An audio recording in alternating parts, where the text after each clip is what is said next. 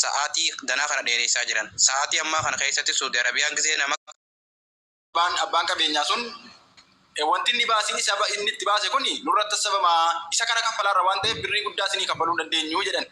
Gama tokkoon immoo jarri shurtaa sunis nutu asaba malee isaabi isaa nutu asaba wanti wal keessaa qabna waan ta'eef isaabi isaa nutu asaba moo walii galtanii jettan gara jaarsaatii walirraa fudha. Yoo moo walii galuu dadhabdanii gama seeraatiin nutu irraa fudha jedhani. Afaan jaraa lama ta'ee jara kan harkaa is badhe malee jarri kunis jaallatanii miti waan ta'eef asumaan jalqabuma dubbiidhaa jara takkas godhe tane jara kanarra sin kaayinaa isin jechuu barbaada rooba guddaa roobaadhaa ulfaadhaa fayyataa sagaleen koo hedduu asiis waan ta'eef. Assalamu alaikum warahmatullahi wabarakatuh. Mee anillee waan hin beeku tokko irraan takka dubbadhaa Muniir obsimee Saudi Arabiyaa tana keessatti mucaan kun amma akka dubbatanitti koomaa 200 riyaala gaafatanii ja'anii mana hidhaa san keessaa gabbaasanii gara biyyaa galchuudhaaf. Ammoo mucaan kun ammaan tana qabamee jechaa jiranii qabamuu mucaadhaa kun aan akka nama tokkotti akka jaalibsatti formaata jeetii yaada. Maaliif jennaan achi keessaa gabbaasanii maallaqa san kafaluu didanii namuu gamaa gamana wal dhahee sa'aatii danaa kana dheeressaa jiran. Sa'aatii ammaa kana keessatti Saudi Arabiyaan gisee nama qabdee ijoolleen galaa jirti amma guyyaa 2 guyyaa 3 irra caaltu. Torbaan namni eegu hin jiru. Ijoolleen nu bira qabamaa jirti bakka hundaa qabamaa jirti torbaan eegsisaan jiran.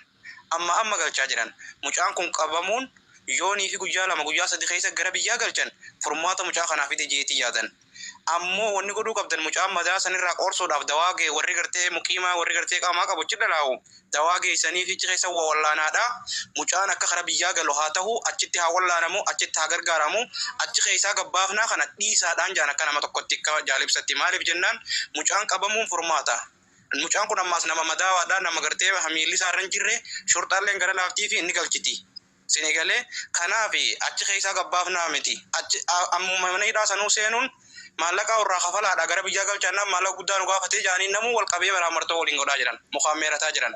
Kana keessa rabbiin formaata fidee mana midhaa eege geesse mana hidhaan turan ijoolleen Saudi Arabiyaa jirtu kamaalillee gaafachuu dandeessan warri Saudi Arabiyaa jiru hawaas gubbaa warri jirtanillee dubbachuu dandeessan guyyaa 2-3 nama galchaa jiran nama fayyaa qabu.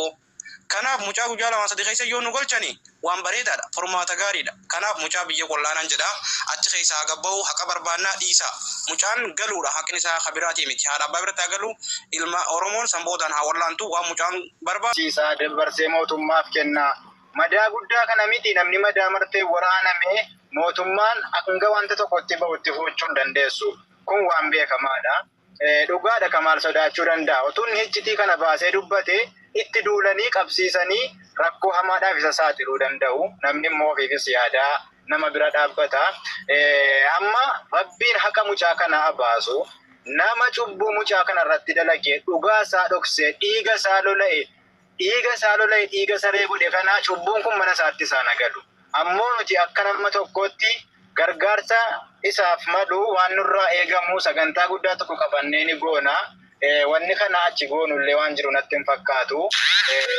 Wanna nama shakkisiisu miti gurguramuun mucaa kanaa beekamaadha. Itti nyaatanii geessanii mootummaatti kennan. Wanni ani irraa shakku hin jiru gama kiyya.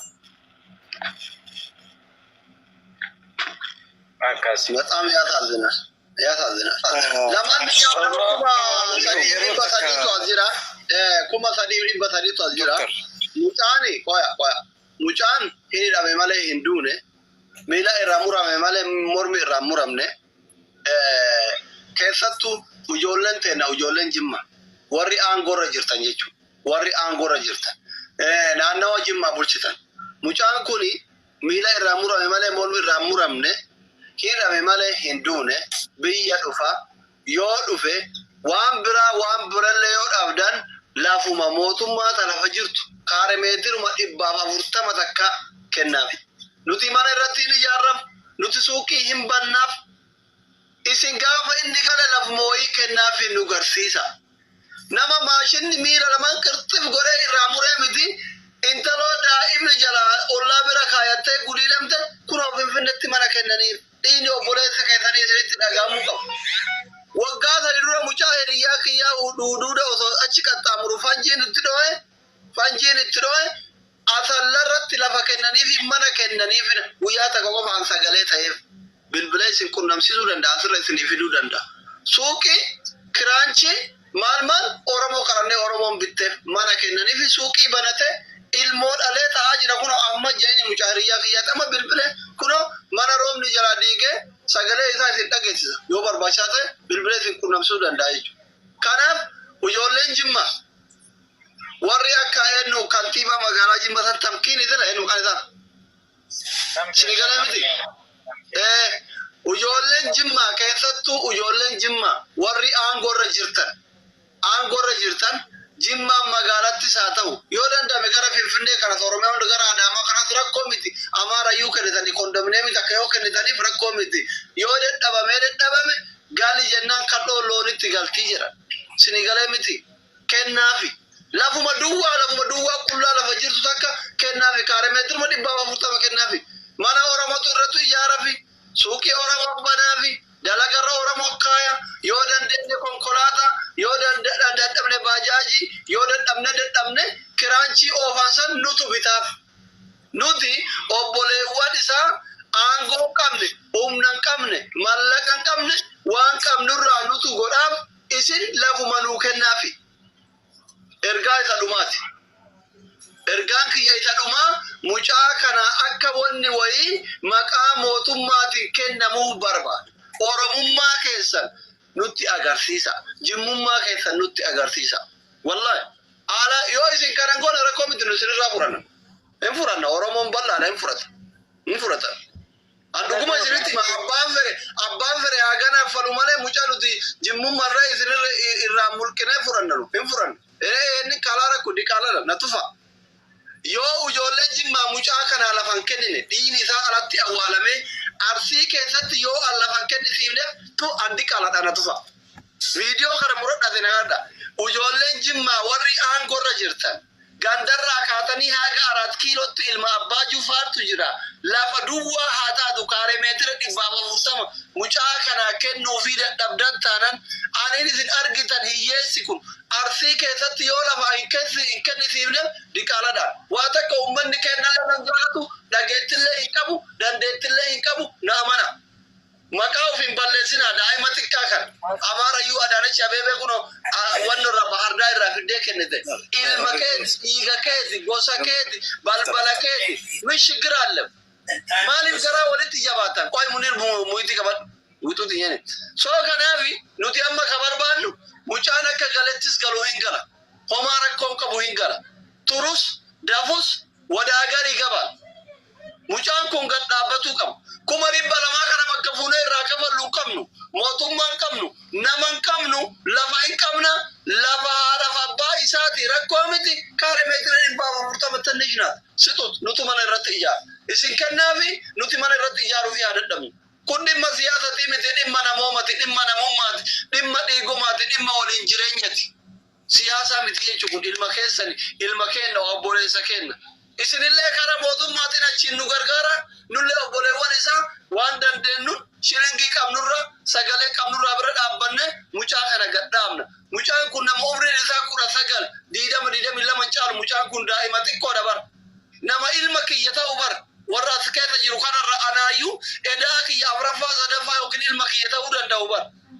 Mucaa fiigee koofiin kana uffatee garaa hin qabne dalagatee kiisaa hin qabne fuudhee jaartii hin qabne dhalee ilmoo hin qabne haadha abbaa ofiitii ergamee hin kuufin waan barbaadu hin godhatin daa'ima xiqqaa ujijjiira haadha tiyya gargaara jedhee ayyaana waggaa irratti waa ergaaf jedhee miila lamaan isaa dhabee jechuudha.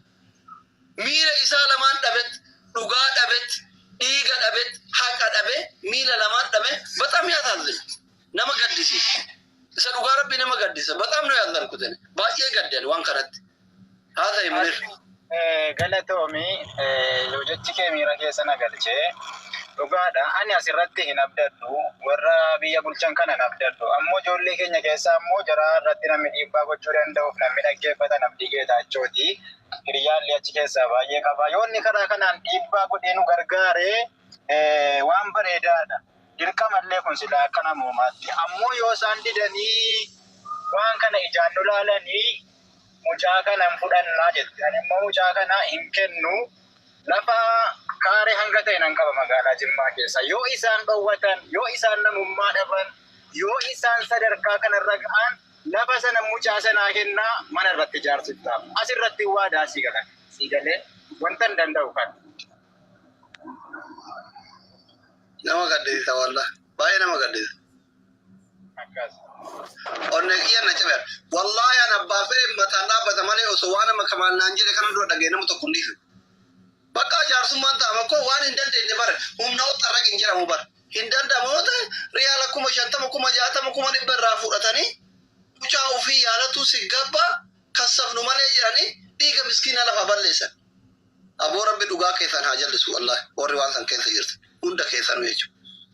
Ini hin dhageenye ilu turte dubbadhu carraan keessa muniiri moo ilu carraa dubbadha isin lamaan keessaa Ilu naa dubbatu rakkoon qabu.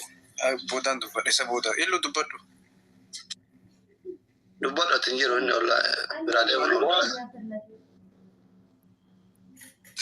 Okay, amma waan tokko manni keenya nama